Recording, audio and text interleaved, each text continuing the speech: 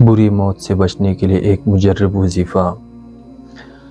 حضرت عثمان رضی اللہ تعالیٰ عنہ کہتے ہیں کہ حضرت حارثہ بن نعمان رضی اللہ تعالیٰ عنہ کی آنکھوں کی بینائی جا چکی تھی، تو انہوں نے اپنی نماز کی جگہ سے لے کر اپنے کمرے کے دروازے تک ایک رسی باندھی ہوئی تھی، اور جب بھی ان کے دروازے پر کوئی مسکین آتا مانگنے کے لیے تو حضرت حارثہ بن نعمان رضی اللہ تعالیٰ عنہ خود اس رسی کو پکڑ کر اپنے ٹوکرے میں سے کچھ لیتے اور اس مسکین کو دے آتے۔ تو ایک مرتبہ ان کے گھر والوں نے ان سے کہا کہ اے حارثہ، ہم آپ کی جگہ دے کر آ جائیں گے مسکین کو۔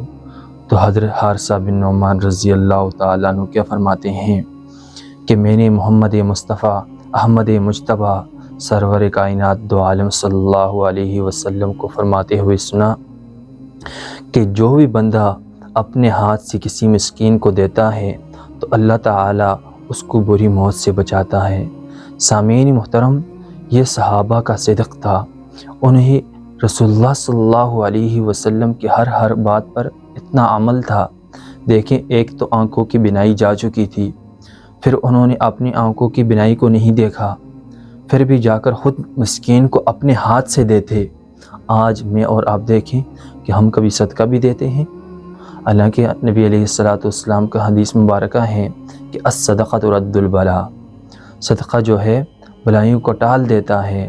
سامعین محترم، آج مجھے اور آپ کو جتنی مشکلات آتی ہیں، کبھی آیا ہم نے صدقہ دیا ہے؟ ہم اپنے گریبان میں پہلے سوچیں، پھر دوسروں کو دیکھیں۔